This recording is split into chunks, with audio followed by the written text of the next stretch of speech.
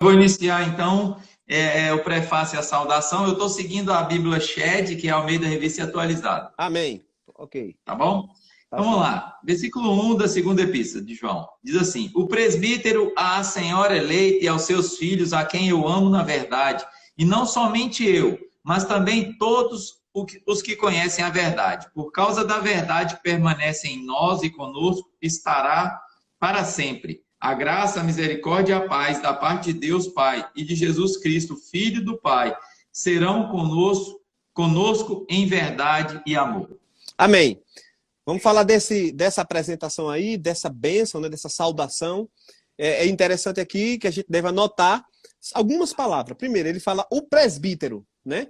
Presbítero, em português, é uma transliteração de uma palavra em grego, que se pronuncia da mesma forma. Presbíteros. Tem outras letras, né, letras gregas, mas a pronúncia é bem parecida. Presbítero.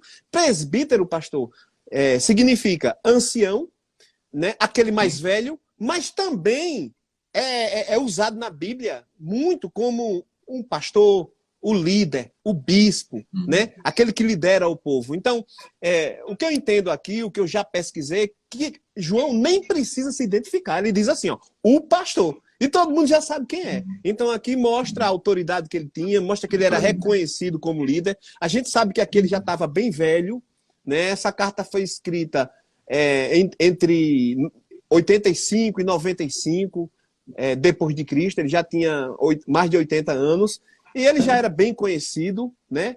Talvez não. Ele aqui era o único dos apóstolos do Senhor vivo, né? Então, ele tem aqui um grande respaldo dentro da igreja e ele se identifica apenas como o pastor, né? Eu acho que na nossa igreja, se alguém chegasse numa reunião na nossa igreja e dissesse assim, ó, o pastor chegou aí, a gente sabia mais ou menos quem era. Tipo assim, é o apóstolo Bud que chegou aí. É o pastor. É aquele mais autoridade da igreja, aquele conhecido, né?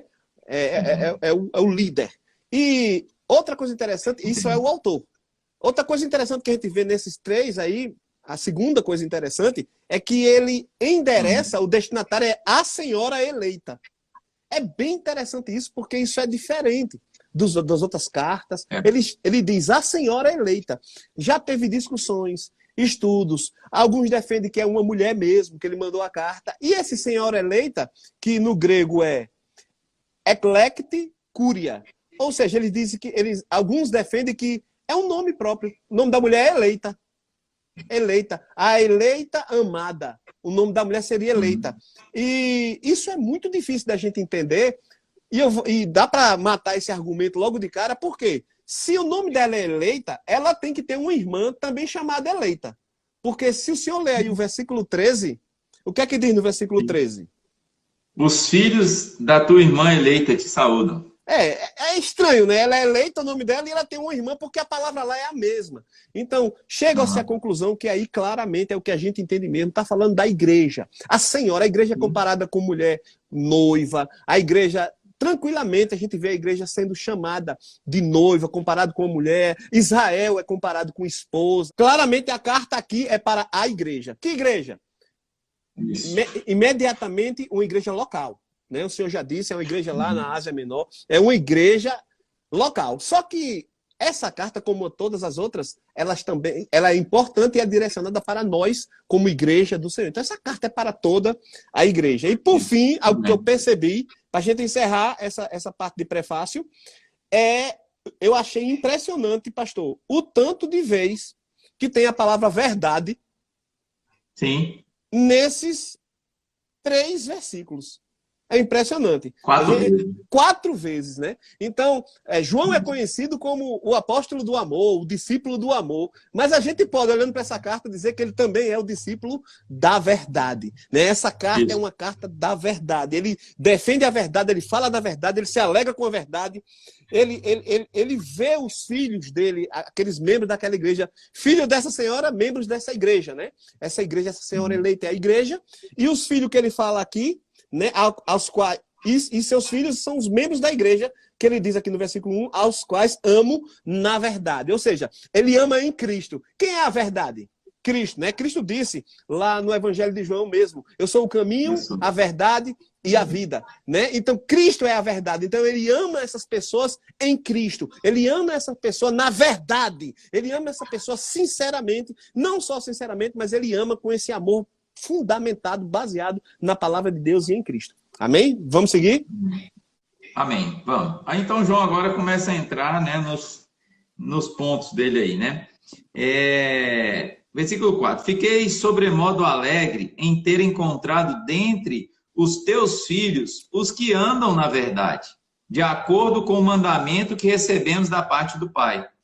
E agora, Senhora, peço-te, não como se escrevesse mandamento novo, senão o que tivemos desde o princípio, que nos amemos uns aos outros. E o amor é este, que andemos segundo os seus mandamentos. Este mandamento, como ouviste desde o princípio, é que andeis nesse amor. Amém. Vamos comentar esses três aí. É interessante porque João fala aí, pastor, da alegria dele, sabe? Ele está falando como um pastor. E o senhor sabe disso como pastor também, que o senhor se alegra quando vê sua igreja andando na verdade. O senhor se alegra quando vê um crescimento de alguém na igreja, de um dos membros da sua igreja. Você vê o crescimento dele, você vê ele prosperando, você vê ele bem em todas as áreas da vida dele. Isso para o senhor é um motivo de alegria. É como se fosse um filho seu. Né? O pastor tem esse coração de pai. Pastor, né? É um coração de pai. É aquele que cuida, mas ele se alegra com o crescimento dos filhos. Então, também o senhor vai ficar muito triste, o contrário também é verdade. Se o senhor... de repente, encontrar com alguém e alguém disser para o senhor, rapaz, eu encontrei fulano aqui da igreja, não vamos dizer nomes, nem colocar exemplos, mas eu encontrei fulano da igreja dizendo isso, isso e isso. Não vou dizer a heresia qual vai ser, não. Imagina aí uma heresia bem grande. Aí o senhor diz, quem, rapaz? O menino que é sua ovelha lá. Ele está andando por aí falando isso. Olha o que ele postou aqui no Facebook. Isso vai lhe entristecer. Porque o senhor vai dizer, meu Deus, o senhor vai dizer, não foi isso que eu ensinei a ele. E a gente encontra essas coisas, não encontra, pastor? Com certeza. Isso entristece. Isso entristece. Isso aqui fala muito para a igreja e fala muito para o pastor. É para a gente entender que a gente tem que se manter firme. Ele vai falar sobre isso. Na verdade, a gente tem recebido a verdade e a gente tem que falar a verdade. Por onde a gente passa, a gente tem que pregar aquele evangelho que a gente recebe na igreja, o evangelho genuíno. Não, André, mas na igreja tem uns falsos. Pessoas ensinando mentiras. Ele vai falar como que deve se tratar disso também. Mas ele está falando aqui que se alegra porque alguns daquela igreja, eles estão, nota 10, pregando a verdade, falando a verdade. Isso muito alegra ele, né? Ele diz algo aqui, no versículo 5. Ele fala sobre os mandamentos, né? Ele fala, agora, minha igreja, uma coisa eu peço, não estou pedindo nada novo. Mas aquele mesmo, como é que ele fala? Não como se escrevesse um novo mandamento, mas aquele mesmo que desde o princípio tivemos, que nos amemos uns aos outros. Se o senhor ler aí, eu queria que o senhor lesse a primeira carta, capítulo 4, versículo 7. Versículo 7 diz assim, amados, amemo-nos uns aos outros, porque o amor procede de Deus, e todo aquele que ama é nascido de Deus e conhece a Deus. Amém. Ele já falou nessa outra carta, isso é ensinado desde o princípio. Quer ver como é ensinado? Que amor é este? João, Evangelho de João, volta lá para o Evangelho de João, que foi escrito por esse mesmo homem de Deus, capítulo 15, versículo 12. O meu mandamento é este, que vos ameis uns aos outros, assim como eu vos amei. Quem foi que disse isso? O próprio Jesus Cristo. A gente vê claramente aí no Evangelho de João, capítulo 15, que era Cristo que estava ensinando, e Cristo falou que o mandamento é que vos ameis uns aos outros, assim como eu vos amei. Então, João está aqui na carta falando para eles que não tem nada novo, certo? Ele não está aqui trazendo um mandamento novo e que eles perseverem nesse mandamento, nessa verdade, né? E no versículo 6, ele diz, o amor é este, que andemos segundo os seus mandamentos. O mandamento de quem? De Cristo. Este é o mandamento, como já desde o princípio ouviste, que andeis nele. Então, da mesma forma que Cristo ensinou aos apóstolos, aos seus discípulos, lá no princípio, que o mandamento é o amor, tem outro texto, em outro evangelho, em Mateus, se não me engano, que diz assim, que Jesus Cristo fala sobre os mandamentos. Ele diz o primeiro mandamento, que é o maior de todo, que é amar a Deus sobre todas as coisas. E o segundo, Jesus diz, semelhante a este, que amais uns aos outros, amais ao próximo, como a ti mesmo. Então, é necessário andar em amor. Essa é uma verdade que ele exorta a eles permanecerem nela. A gente pode ir para o 8 agora, para a gente adiantar. Devemos amar uns aos Uns outros. aos outros. Esse é o princípio fundamental. E não deixar né? que ninguém nos influencie contra isso. Que ninguém tire isso de nós. Isso é um ensinamento básico. Isso é um mandamento de Cristo. A gente tem que permanecer nele e não deve deixar que coisas externas nos influenciem a sair dessa verdade. Amém? Isso. Amém. Então, vamos seguindo adiante, então, que agora ele entra para alertar com alguns cuidados, né? Leia até o 11, pastor, agora. Isso, vou lá. Então, vamos lá, versículo 7. Porque muitos enganadores têm saído pelo mundo fora, os quais não confessam Jesus Cristo vindo em carne. Assim, é o enganador e anticristo. Acautelai-vos para não perderdes aquilo que temos realizado com esforço, mas para receberdes completo galardão. Todo aquele que ultrapassa a doutrina de Cristo e nela não permanece, não tem Deus. O que permanece na doutrina, esse tem tanto o Pai como o Filho. Se alguém vem ter convosco e não traz essa doutrina, não recebais em casa, nem lhe deis as boas-vindas, porquanto aquele que dá boas-vindas faz-se cúmplice das suas obras más. Então, aí vem, né, a parte Ele é bem direto, né? Direto. Aí não tem mimimi, ele fala diretamente. E se o senhor pesquisar o que significa... A palavra grega usada para enganador foi a palavra planoi. Eu fui pesquisar hoje o que significa essa palavra. Assim, se fosse hoje na nossa linguagem, se fosse o senhor mandando a carta lá para o ponto de pregação, o senhor era como se o senhor falasse bem assim, ó.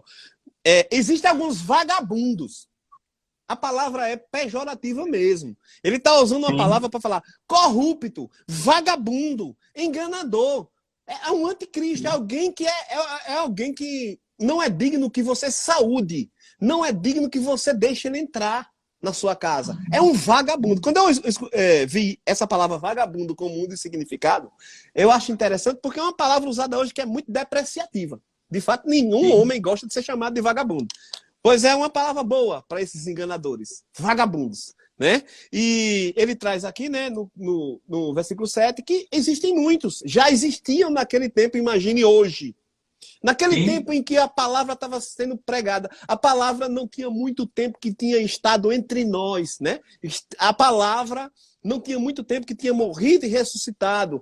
Estava muito recente o ensinamento da verdade e ele fala de muitos enganadores. Imagine hoje, cerca de 2000 anos depois, né? E o pior que esses enganadores falavam é que eles não confessavam que Jesus Cristo veio em carne. Como eu disse antes, o fato deles confessar que Jesus Cristo, não acreditar que Jesus Cristo veio em carne, é uma heresia tremenda. Por quê? Eles não só negam a humanidade de Cristo, mas eles negam indiretamente a divindade. Eu acredito que Deus se manifestou em carne. Não, ele diz, não é possível. Não é possível. Por quê? Se ele se manifestou em carne, então ele não é Deus. Então, quando eu estou falando que eu não acredito que Deus se manifestou em carne, eu estou dizendo que não acredito na doutrina. Daquilo que Cristo ensinou. Cristo disse, eu e o Pai somos um. Cristo se identificava como Deus. Quando ele andava aqui na terra, ele não tinha problema nenhum em dizer, teus pecados estão perdoados.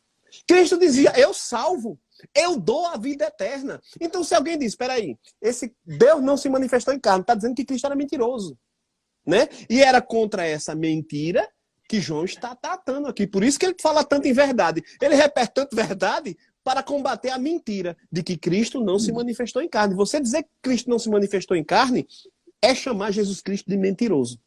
Da mesma forma que de dizer que Cristo não era Deus encarnado, olha aí, pessoal, preste bem atenção, você que está me escutando, você abrir sua boquinha para dizer que Cristo, quando estava aqui na Terra durante aqueles em torno de 33 anos, ele deixou de ser Deus por um tempo e era apenas homem, você está chamando Cristo de mentiroso. Você está pregando algo que foi combatido aqui por João e foi combatido por outros também, mas João está claramente combatendo. Se você ler o Evangelho de João, você vai ver Cristo declarando. João capítulo 10, Cristo declara tanto que é Deus, que chega um momento que os judeus pegam em pedras, pastor, para apedrejá-lo. Por que eles pegaram em pedra para apedrejá-lo? Porque eles entenderam que ele estava dizendo que era Deus. É tanto que Jesus Cristo diz claramente, por que vocês querem me apedrejar? Por causa das obras que eu faço? Aí eles dizem, não por causa das boas obras. A gente quer te apedrejar porque você, sendo homem, está dizendo que é Deus. Se Cristo dizia que era Deus, então ele era Deus, mesmo estando aqui na terra. E se a gente dizer que ele deixou de ser Deus por um tempo, ele, como é que o pessoal diz? Ele se esvaziou de sua divindade. Olha que coisa estranha. Jamais. Isso é combatido aqui e isso hoje está sendo falado muito na Igreja do Senhor e claro que a gente não pode aceitar. Por que a gente não pode aceitar? Infelizmente, a gente não pode aceitar. E você já ia falar assim, esses vagabundos aí, vocês não ouvem, não. É verdade. E há um conselho para o senhor como pastor daqui a pouco, que está onde? Não, vamos falar logo direto, né? Então, ele fala no 8. Olha só o que ele fala no 8, pastor. É muito interessante. Ele diz, olhai por vós mesmo para que não percamos o que temos ganho. Como é que está na versão do senhor aí? 8? Na minha tá aqui, não perdesse aquilo que temos realizado com esforço. E no começo, olhar... Acautelai-vos. Acautelai-vos. Eu gosto dessa versão que fala acautelai-vos. A minha fala olhar por vós mesmo. Tome muito cuidado. Tome muito cuidado. Cuidado para que você não perca, para que não percamos o que temos ganho. Alguém pode pensar que ele está falando de não perder o que ganhou financeiramente, não perder o que ganhou, as conquistas. Né?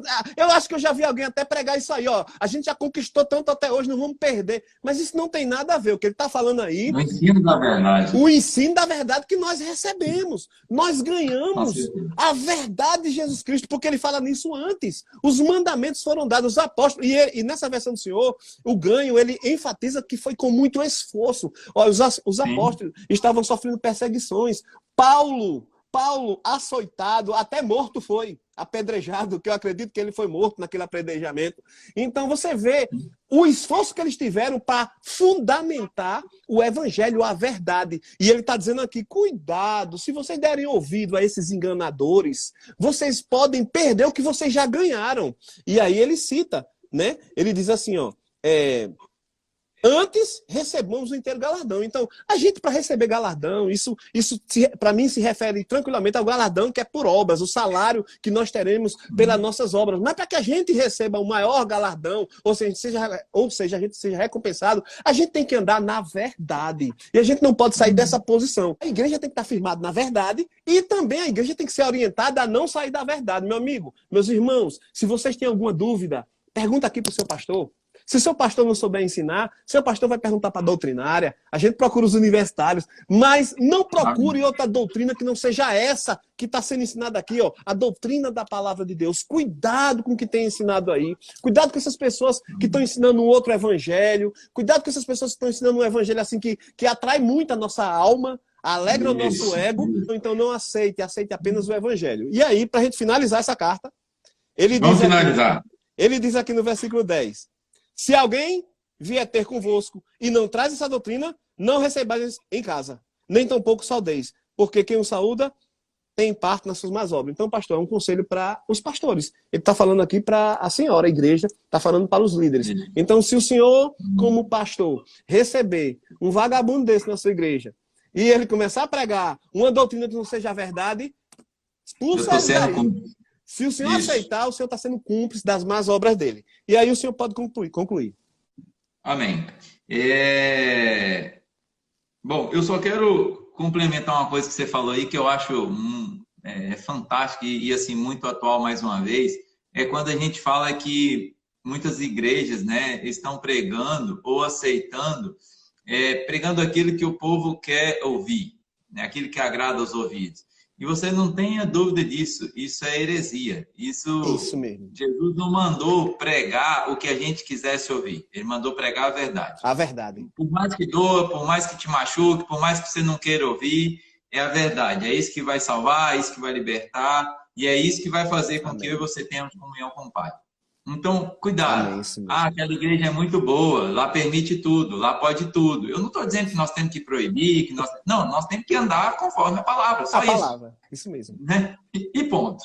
Né? Então, eu só queria deixar esse alerta. Nas saudações não tem muita coisa para a gente falar, mas ele termina, né? Ainda tinha muitas coisas que vos escrever, não quis fazê-lo com papel e tinta, pois espero ir ter convosco e conversaremos de viva voz para que a nossa alegria seja completa. Os filhos da tua mãe, da tua irmã eleita, te saúdam.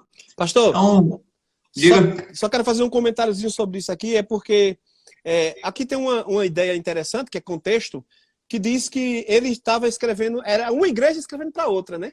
A gente vê claramente Sim. isso. João era presbítero, liderava uma igreja, e eu acredito que ele era um supervisor de outras igrejas. E ele está, não só ele está saudando, mas ele está dizendo que a igreja aqui saúda a tua irmã. A né? tua irmã, a igreja irmã, igreja né? irmã. Os membros dessa. Isso, é isso que ele está dizendo aí.